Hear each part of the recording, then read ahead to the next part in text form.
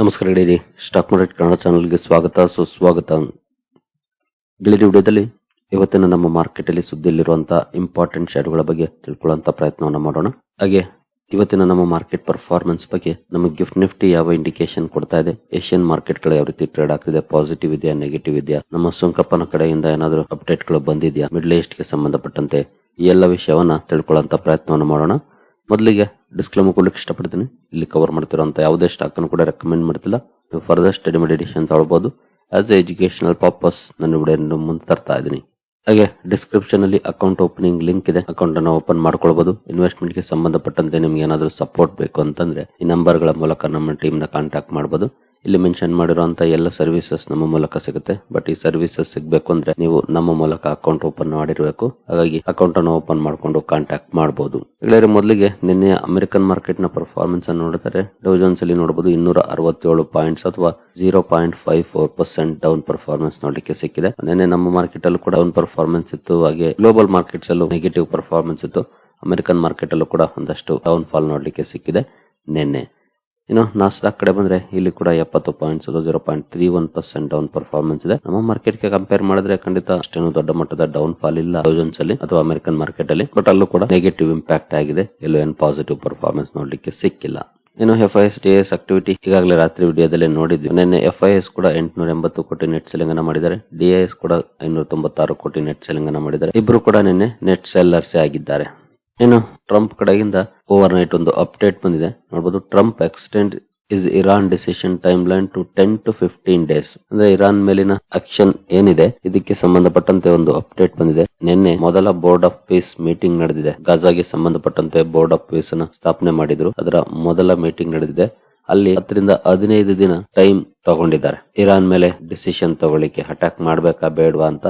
In case ಅದ್ರ ನಡುವೆ ಏನಾದ್ರು ಇರಾನ್ ಮಾತುಕತೆಗೆ ಒಪ್ಪಿದ್ರೆ ಅಥವಾ ಅಮೆರಿಕ ಏನು ಕಂಡೀಷನ್ ಆಗ್ತಿದೆ ಅದಕ್ಕೆ ಒಪ್ಪಿದ್ರೆ ಅಥವಾ ಕಂಡೀಷನ್ಸ್ ಅಲ್ಲಿ ಅಮೆರಿಕ ಕೂಡ ಸ್ವಲ್ಪ ಸಡಿಲಿಕೆಯನ್ನ ಮಾಡಿದ್ರೆ ಮೇ ಬಿ ಡೀಲ್ ಕೂಡ ಆಗಬಹುದು. ಒಟ್ಟಿನಲ್ಲಿ 10 to 15 ಡೇಸ್ ಟೈಮ್ ಕೊಡ್ತಿದ್ದೀನಿ ಅನ್ನೋಂತ ಮಾತನ್ನ ಸ್ವತಃ ಡೊನಾಲ್ಡ್ ಟ್ರಂಪ್ ಹೇಳಿದ್ದಾರೆ.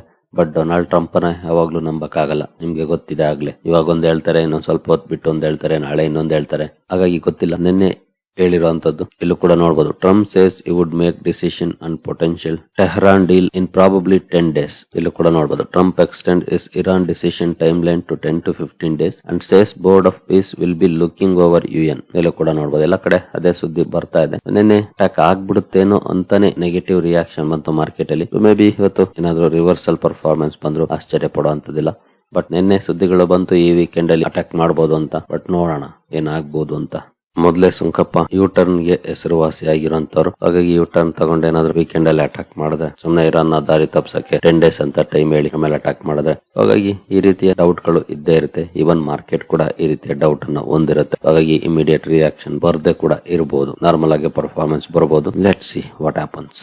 ಇನ್ನು ಇಂಡಿವಿಜುವಲ್ ಸ್ಟಾಕ್ ಗಳ ಕಡೆ ಬಂದ್ರೆ ರೈಲ್ಟೆಲ್ ಕಾರ್ಪೊರೇಷನ್ ಇವತ್ತು ಫೋಕಸ್ ಅಲ್ಲಿರುತ್ತೆ. ಕಾರಣ ಕಂಪನಿಗೆ 36 ಕೋಟಿ ರೈಲ್ವೆ ಸಿಗ್ನಲಿಂಗ್ ಪ್ರಾಜೆಕ್ಟ್ ಸಿಕ್ಕಿದೆ. ಈ ಪ್ರಾಜೆಕ್ಟ್ ಕಾರಣಕ್ಕೆ ಸ್ಟಾಕ್ ಫೋಕಸ್ ಅಲ್ಲಿರುತ್ತೆ. 36 ಕೋಟಿ ವರ್ತ್ ಆಫ್ ಪ್ರಾಜೆಕ್ಟ್ ಇದು. ಸ್ಟಾಕ್ ನ ವಾಚ್ ಮಾಡಬಹುದು. ಈ ಸುದ್ದಿ ಏನಾದ್ರೂ ಸ್ಟಾಕ್ ಅಲ್ಲಿ ಇಂಪ್ಯಾಕ್ಟ್ ಮಾಡುತ್ತಾ ಅಂತ. ನಂತರ Paras defence and space technologies ಕೂಡ ಫೋಕಸ್ ಅಲ್ಲಿರುತ್ತೆ. ಕಾರಣ ಕಂಪನಿ ಒಂದು ಅಕ್ವಿಸಿಷನ್ ಅನೌನ್ಸ್ ಮಾಡಿದೆ. ಹಿಮಾಂಶು ಥರ್ಮಲ್ ಸೊಲ್ಯೂಷನ್ಸ್ ನ ಡಿಫೆನ್ಸ್ ಸ್ಪೇಸ್ ಟೆಕ್ ಅಲ್ಲಿ 49% ಸ್ಟೇಕ್ ಅನ್ನು ಅಕ್ವೈರ್ ಮಾಡುವಂತ ಅನೌನ್ಸ್ಮೆಂಟ್ ಅನ್ನು ಮಾಡಿದೆ. ಈ ಸುದ್ದಿ ಕಾರಣಕ್ಕೆ ಸ್ಟಾಕ್ ಫೋಕಸ್ ಅಲ್ಲಿರುತ್ತೆ. ಪಾರಸ್ ಡಿಫೆನ್ಸ್ ಅನ್ನು ಕೂಡ ವಾಚ್ ಮಾಡಬಹುದು, ಯಾವ ರೀತಿ ಇರುತ್ತೆ ರಿಯಾಕ್ಷನ್ ಇದಕ್ಕೆ ಅಂತ. ನಂತರ ಪೇಸ್ ಡಿಜಿಟೆಕ್ ಕೂಡ ಫೋಕಸ್ ಅಲ್ಲಿರುತ್ತೆ.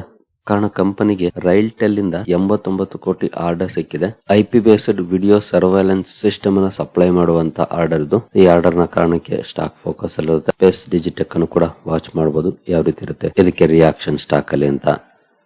ನಂತರ ಫೆಡರಲ್ ಬ್ಯಾಂಕ್ ಕೂಡ ಸುದ್ದಿಯಲ್ಲಿರುತ್ತೆ. ಕಾರಣ ಕಂಪನಿಗೆ ಟ್ಯಾಕ್ಸ್ ರೀಫಂಡ್ ಆಗುವಂತ ಸುದ್ದಿ ಬರ್ತಾ ಇದೆ. ಅಂದ್ರೆ ಅಸೆಸ್ಮೆಂಟ್ ಇಯರ್ 2011 ರಿಂದ 2014 ಟ್ಯಾಕ್ಸ್ ಗೆ ಸಂಬಂಧಪಟ್ಟಂತ ಸುದ್ದಿ. ಸುಮಾರು 686 ಕೋಟಿ ರೀಫಂಡ್ ಆಗಬಹುದು ಅಂತ ಸುದ್ದಿ ಬಂದಿದೆ. ಈ ಸುದ್ದಿ ಕಾರಣಕ್ಕೆ ಸ್ಟಾಕ್ ಫೋಕಸ್ ಅಲ್ಲಿರುತ್ತೆ. ಫೆಡರಲ್ ಬ್ಯಾಂಕ್ ಅನ್ನು ಕೂಡ ವಾಚ್ ಮಾಡಬಹುದು, ಯಾವ ರೀತಿ ಇರುತ್ತೆ ಇದಕ್ಕೆ ರಿಯಾಕ್ಷನ್ ಸ್ಟಾಕ್ ಅಲ್ಲಿ ಅಂತ. ನಂತರ ಟೆಕ್ಸ್ಮಾಕೋ ರೈಲ್ ಇಂಜಿನಿಯರಿಂಗ್ ಸುದ್ದಿಯಲ್ಲಿರುತ್ತೆ. ಇದರ ಜೊತೆಗೆ RVNL ಕೂಡ ಫೋಕಸ್ ಅಲ್ಲಿರುತ್ತೆ. ಕಾರಣ ಈ ಎರಡು ಕಂಪನಿಗಳು ಜಾಯಿಂಟ್ ವೆಂಚರ್ ಅನ್ನ ಮಾಡ್ಕೊಂಡಿದ್ದಾವೆ. ರೋಲಿಂಗ್ ಸ್ಟಾಕ್ ಪವರ್ ಹೌಸ್ ಅನ್ನ ಬಿಲ್ಡ್ ಮಾಡ್ಲಿಕ್ಕೆ, ಜೊತೆಗೆ ತನ್ನ ರೈಲ್ EPC ಫುಟ್ ಪ್ರಿಂಟ್ ಅನ್ನ ಎಕ್ಸ್ಟೆಂಡ್ ಮಾಡ್ಕೊಳ್ಳಿಕ್ಕೆ ಟೆಕ್ಸ್ಮಾಕೋ ರೈಲ್ RVNL ಜೊತೆ ಒಪ್ಪಂದವನ್ನ ಮಾಡ್ಕೊಂಡಿದೆ. ಇದು ಜಾಯಿಂಟ್ ವೆಂಚರ್ ಆಗಿರುತ್ತೆ. ಜಾಯಿಂಟ್ ವೆಂಚರ್ ಕಾರಣಕ್ಕೆ ಟೆಕ್ಸ್ಮಾಕೋ ರೈಲ್ ಇಂಜಿನಿಯರಿಂಗ್ ಹಾಗೆ RVNL ಎರಡು ಕೂಡ ಫೋಕಸ್ ಅಲ್ಲಿ ಇರುತ್ತೆ. ಎರಡು ಸ್ಟಾಕ್ ಗಳನ್ನ ವಾಚ್ ಮಾಡಬಹುದು ಯಾವ ರೀತಿ ಇರುತ್ತೆ ಪರ್ಫಾರ್ಮೆನ್ಸ್ ಇವತ್ತು ಮಾರ್ಕೆಟ್ ಅಲ್ಲಿ ಅಂತ. ನಂತರ ಬ್ಲೂ ಜೆಟ್ ಹೆಲ್ತ್ ಕೇರ್ ಕೂಡ ಫೋಕಸ್ ಅಲ್ಲಿ ಇರುತ್ತೆ. ಕಾರಣ ಕಂಪನಿ ಆಂಧ್ರ ಪ್ರದೇಶದಲ್ಲಿ ಗ್ರೌಂಡ್ ಬ್ರೇಕಿಂಗ್ ಸೆರೆಮನಿಯನ್ನ ಮಾಡ್ತಿದೆ. ತನ್ನ ಹೊಸ ಮ್ಯಾನುಫ್ಯಾಕ್ಚರಿಂಗ್ ಫೆಸಿಲಿಟಿಯನ್ನ ಬಿಲ್ಡ್ ಮಾಡ್ಲಿಕ್ಕೆ, ಅಂದ್ರೆ ಮ್ಯಾನುಫ್ಯಾಕ್ಚರಿಂಗ್ ಫೆಸಿಲಿಟಿ ಬಿಲ್ಡ್ ಮಾಡ್ಲಿಕ್ಕೆ ಭೂಮಿ ಪೂಜೆ ಮಾಡ್ತಾ ಇದೆ. ಈ ಸುದ್ದಿ ಕಾರಣಕ್ಕೆ ಬ್ಲೂ ಜೆಟ್ ಹೆಲ್ತ್ ಕೇರ್ ಕೂಡ ಫೋಕಸ್ ಅಲ್ಲಿ ಇರುತ್ತೆ. ಈ ಸ್ಟಾಕ್ ಅನ್ನು ಸಹ ವಾಚ್ ಮಾಡಬಹುದು ಯಾವ ರೀತಿ ಇರುತ್ತೆ ರಿಯಾಕ್ಷನ್ ಅಂತ. ನಂತರ ಯುಫ್ಲೆಕ್ಸ್ ಲಿಮಿಟೆಡ್ ಕೂಡ ಸುದ್ದಿಯಲ್ಲಿರುತ್ತೆ. ಕಾರಣ ಕಂಪನಿ ಒಂದು ಅಕ್ವಿಸಿಷನ್ ಅನೌನ್ಸ್ ಮಾಡಿದೆ. ಆಂಪಿನ್ C&I ಪವರ್ ಅಲ್ಲಿ 28% ಸ್ಟೇಕ್ ಅನ್ನು ಸುಮಾರು 6.5 ಕೋಟಿಗೆ ತಗೊಳ್ಳುವಂತ ನಿರ್ಧಾರವನ್ನು ಮಾಡಿದೆ. ಈ ಅಕ್ವಿಸಿಷನ್ ಕಾರಣಕ್ಕೆ ಸ್ಟಾಕ್ ಫೋಕಸ್ ಅಲ್ಲಿರುತ್ತೆ. ಯುಫ್ಲೆಕ್ಸ್ ಲಿಮಿಟೆಡ್ ಅನ್ನು ಕೂಡ ವಾಚ್ ಮಾಡಬಹುದು ಯಾವ ರೀತಿ ಇರುತ್ತೆ ಪರ್ಫಾರ್ಮೆನ್ಸ್ ಅಂತ. ನಂತರ ವಾರಿ ಎನರ್ಜೀಸ್ ಸುದ್ದಿಯಲ್ಲಿರುತ್ತೆ. ಕಾರಣ ಕಂಪನಿಗೆ ಸಂಬಂಧಪಟ್ಟಂತೆ ಒಂದು ಸುದ್ದಿ ಬಂದಿತ್ತು. ಆ ಸುದ್ದಿಗೆ ಕ್ಲಾರಿಫಿಕೇಶನ್ ಅನ್ನ ಕೊಟ್ಟಿದೆ. ಆಂಧ್ರ ಪ್ರದೇಶದಲ್ಲಿ ಗ್ರೀನ್ ಫೀಲ್ಡ್ ಮ್ಯಾನುಫ್ಯಾಕ್ಚರಿಂಗ್ ಪ್ಲಾಂಟ್ ಗೆ ಸಂಬಂಧಪಟ್ಟಂತೆ ಸುಮಾರು 8,100 ಕೋಟಿ ಇನ್ವೆಸ್ಟ್ಮೆಂಟ್ ಅನ್ನ ಮಾಡ್ತಾ ಇದೆ ಅಂತ ಸುದ್ದಿ ಬಂದಿತ್ತು. ಇದಕ್ಕೆ ಕ್ಲಾರಿಫಿಕೇಶನ್ ಅನ್ನ ಕೊಟ್ಟಿದೆ. ಇನ್ನು ಡಿಸ್ಕಷನ್ಸ್ ನಡೀತಾ ಇದೆ, ಇದ್ರ ಬಗ್ಗೆ ಇನ್ನು ಫೈನಲೈಸ್ ಆಗಿಲ್ಲ ಅನ್ನುವಂತ ಮಾತನ್ನ ಕಂಪನಿ ಹೇಳಿದೆ. ಈ ಸುದ್ದಿ ಕಾರಣಕ್ಕೆ ಫೋಕಸ್ ಅಲ್ಲಿರುತ್ತೆ. ವಾರಿ ಎನರ್ಜೀಸ್ ಅನ್ನು ಕೂಡ ವಾಚ್ ಮಾಡಬಹುದು ಏನಾದರೂ ರಿಯಾಕ್ಷನ್ ಇರುತ್ತಾ ಅಂತ. ನಂತರ GHV ಇನ್ಫ್ರಾ ಪ್ರಾಜೆಕ್ಟ್ಸ್ ಕೂಡ ಸುದ್ದಿಯಲ್ಲಿರುತ್ತೆ. ಕಾರಣ ಕಂಪನಿಗೆ 123 ಕೋಟಿ ಆರ್ಡರ್ ಸಿಕ್ಕಿದೆ. ಈ ಆರ್ಡರ್ ನ ಕಾರಣಕ್ಕೆ ಸ್ಟಾಕ್ ಫೋಕಸ್ ಅಲ್ಲಿರುತ್ತೆ. GHV ಇನ್ಫ್ರಾ ಪ್ರಾಜೆಕ್ಟ್ಸ್ ಅನ್ನು ಕೂಡ ವಾಚ್ ಮಾಡಬಹುದು ಯಾವ ರೀತಿ ಇರುತ್ತೆ ರಿಯಾಕ್ಷನ್ ಅಂತ. ನಂತರ ಅವಿನ್ಯೂ ಸೂಪರ್ ಮಾರ್ಟ್ ಸುದ್ದಿಯಲ್ಲಿರುತ್ತೆ. ಕಾರಣ ಕಂಪನಿ ತನ್ನ ಹೊಸ ಸ್ಟೋರ್ ಅನ್ನ ಲಾಂಚ್ ಮಾಡಿದೆ ಆಂಧ್ರ ಪ್ರದೇಶದಲ್ಲಿ. ಈ ಮೂಲಕ ಕಂಪನಿಯ ಟೋಟಲ್ ನಂಬರ್ ಆಫ್ ಸ್ಟೋರ್ಸ್ 449 ತಲುಪಿದೆ. ಸ್ಟಾಕ್ ಅನ್ನು ವಾಚ್ ಮಾಡಬಹುದು ಏನಾದರೂ ರಿಯಾಕ್ಷನ್ ಇರುತ್ತಾ ಸ್ಟಾಕ್ ಅಲ್ಲಿ ಸುದ್ದಿ ಕಾರಣಕ್ಕೆ ಅಂತ. ನಂತರ ಇನ್ಸುಲೇಷನ್ ಎನರ್ಜಿ ಸುದ್ದಿಯಲ್ಲಿರುತ್ತೆ. ಇದೊಂದು SME stock. Company main board ಗೆ ಮೂವ್ ಆಗ್ಲಿಕ್ಕೆ ಅಪ್ರೂವಲ್ ನ ಪಡ್ಕೊಂಡಿದೆ. SME ಇಂದ ಮೇನ್ ಬೋರ್ಡ್ ಗೆ ಮೂವ್ ಆಗ್ತಾ ಇದೆ. ಇದಕ್ಕೆ ಸಂಬಂಧಪಟ್ಟಂತೆ ಅಪ್ರೂವಲ್ ಸಿಕ್ಕಿದೆ. ಈ ಸುದ್ದಿ ಕಾರಣಕ್ಕೆ ಸ್ಟಾಕ್ ಫೋಕಸ್ ಅಲ್ಲಿರುತ್ತೆ. ಇನ್ಸುಲೇಷನ್ ಎನರ್ಜಿಯನ್ನು ಕೂಡ ವಾಚ್ ಮಾಡಬಹುದು. ನಂತರ ಝೈಡಸ್ ಲೈಫ್ ಸೈನ್ಸಸ್ ಕೂಡ ಸುದ್ದಿಯಲ್ಲಿರುತ್ತೆ. ಕಾರಣ ಕಂಪನಿಯಲ್ಲಿ USFDA ಇನ್ಸ್ಪೆಕ್ಷನ್ ಇತ್ತು. ನಿಲ್ ಅಬ್ಸರ್ವೇಷನ್ ನೋಡ್ಲಿಕ್ಕೆ ಸಿಕ್ಕಿದೆ. ಅಂದ್ರೆ 0 ಅಬ್ಸರ್ವೇಷನ್ ಮೂಲಕ USFDA ಇನ್ಸ್ಪೆಕ್ಷನ್ ಕಂಪ್ಲೀಟ್ ಆಗಿದೆ. ಈ ಸುದ್ದಿ ಕಾರಣಕ್ಕೆ ಸ್ಟಾಕ್ ಫೋಕಸ್ ಅಲ್ಲಿರುತ್ತೆ. ಇದನ್ನು ಸಹ ವಾಚ್ ಮಾಡಬಹುದು ಯಾವ ರೀತಿ ಇರುತ್ತೆ ರಿಯಾಕ್ಷನ್ ಅಂತ.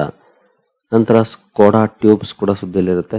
ಕಾರಣ ಕಂಪನಿಗೆ ಗುಜರಾತ್ ಎನರ್ಜಿ ಡೆವಲಪ್ಮೆಂಟ್ ಏಜೆನ್ಸಿಯಿಂದ 3.9 ಮೆಗಾವ್ಯಾಟ್ ಸಾಮರ್ಥ್ಯದ ಸೋಲಾರ್ ಪ್ರಾಜೆಕ್ಟ್ ಅನ್ನು ಸೆಟಪ್ ಮಾಡಲಿಕ್ಕೆ ಅಪ್ರೂವಲ್ ಸಿಕ್ಕಿದೆ. ಈ ಸುದ್ದಿ ಕಾರಣಕ್ಕೆ ಸ್ಕೋಡಾ ಟ್ಯೂಬ್ಸ್ ಕೂಡ ಫೋಕಸ್ ಅಲ್ಲಿರುತ್ತೆ. ಈ ಸ್ಟಾಕ್ ಅನ್ನು ಸಹ ವಾಚ್ ಮಾಡಬಹುದು ಯಾವ ರೀತಿ ಇರುತ್ತೆ ಪರ್ಫಾರ್ಮೆನ್ಸ್ ಅಂತ.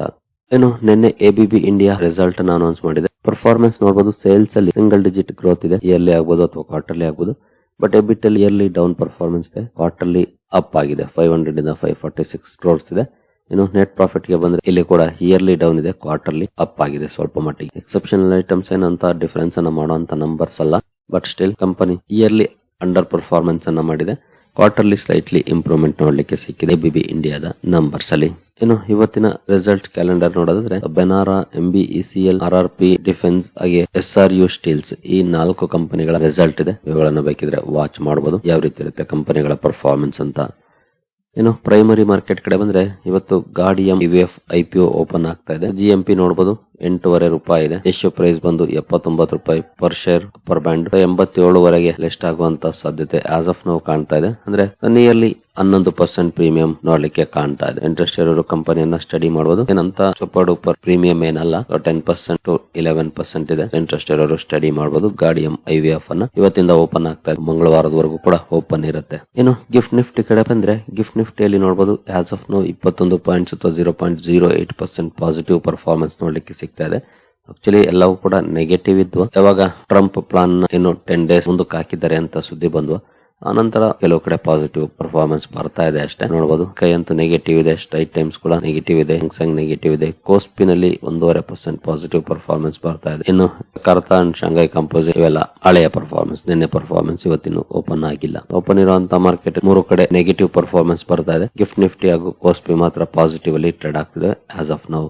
ಇನ್ನು ಡೌ ಜೋನ್ಸ್ ಫ್ಯೂಚರ್ಸ್ ಕಡೆ ಬಂದ್ರೆ ಇಲ್ಲಿ ಸ್ವಲ್ಪ ಮಟ್ಟಿಗೆ ಪಾಸಿಟಿವ್ ಪರ್ಫಾರ್ಮೆನ್ಸ್ ನೋಡ್ಲಿಕ್ಕೆ ಸಿಗ್ತಾ ಇದೆ, ನೋಡಬಹುದು. ಇನ್ನು ಕ್ರೂಡ್ ಕಡೆ ಬಂದ್ರೆ ಕ್ರೂಡ್ ಅಲ್ಲಿ ನೋಡಬಹುದು ಮೋರ್ ದನ್ 0.5% ಪಾಸಿಟಿವ್ ಪರ್ಫಾರ್ಮೆನ್ಸ್ ಬರ್ತಾ ಇದೆ. 72 ಕ್ರಾಸ್ ಮಾಡಿದೆ ಕ್ರೂಡ್ ಆಯಿಲ್. ಇದು ಖಂಡಿತ ಮಾರ್ಕೆಟ್ ಗೆ ಒಳ್ಳೆ ಸುದ್ದಿ ಅಂತೂ ಅಲ್ಲ. 60, 61, 62 ರೇಂಜ್ ಅಲ್ಲಿ ಟ್ರೇಡ್ ಆಗ್ತಿದ್ದಂತ ಕ್ರೂಡ್ 72 ಅಂದ್ರೆ $10 ರೈಸ್ ಆಗಿದೆ ಲಾಸ್ಟ್ ಫ್ಯೂ ಡೇಸ್ ಅಲ್ಲಿ. ಇನ್ನು ಗೋಲ್ಡ್ ಅಲ್ಲೂ ಕೂಡ ಸ್ವಲ್ಪ ಮಟ್ಟಿಗೆ ಪಾಸಿಟಿವ್ ಪರ್ಫಾರ್ಮೆನ್ಸ್ ನೋಡ್ಲಿಕ್ಕೆ ಸಿಗ್ತಾ ಇದೆ. ಈಗ ಡಾಲರ್ ಇಂಡೆಕ್ಸ್ ಕಡೆ ಬಂದ್ರೆ USD INR ಕಡೆ ಬಂದ್ರೆ USD INR ಮೊನ್ನೆಯ ಪರ್ಫಾರ್ಮೆನ್ಸ್ ಇದು 18ನೇ ತಾರೀಕು 90.67 ಅಲ್ಲೇ ಇದೆ, ನೋಡಬಹುದು. ನೋಡೋಣ ಸದ್ಯದ ಮಟ್ಟಿಗೆ ಏನಂತ ಒಳ್ಳೆ ಸುದ್ದಿಗಳಿಲ್ಲ. ನಿಫ್ಟಿ ಸ್ಲೈಟ್ಲಿ ಪಾಸಿಟಿವ್ ಅಲ್ಲಿ ಟ್ರೇಡ್ ಆಗ್ತಿದೆ. ಬಟ್ ಕ್ರೂಡ್ ಅಲ್ಲಿ ರ್ಯಾಲಿ ಅಂದ್ರೆ ಮೋರ್ ದನ್ % ಪಾಸಿಟಿವ್ ಪರ್ಫಾರ್ಮೆನ್ಸ್ ಇದೆ. ರ್ಯಾಲಿ ಅಂದ್ರೆ ದೊಡ್ಡ ಮಟ್ಟದ ರ್ಯಾಲಿ ಅಲ್ಲ, ಬಟ್ $72 ಕ್ರಾಸ್ ಮಾಡಿದೆ ಪರ್ ಬ್ಯಾರಲ್. ಇದೊಂದು ಕನ್ಸರ್ನಿಂಗ್ ಪಾಯಿಂಟ್ ಅಂತಾನೆ ಹೇಳ್ಬೋದು ಮಾರ್ಕೆಟ್ಸ್ ಗೆ. ನೋಡೋಣ, let's hope for the best. ಯಾವ ರೀತಿ ಇರುತ್ತೆ ಪರ್ಫಾರ್ಮೆನ್ಸ್ ಇವತ್ತು ಅಂತ.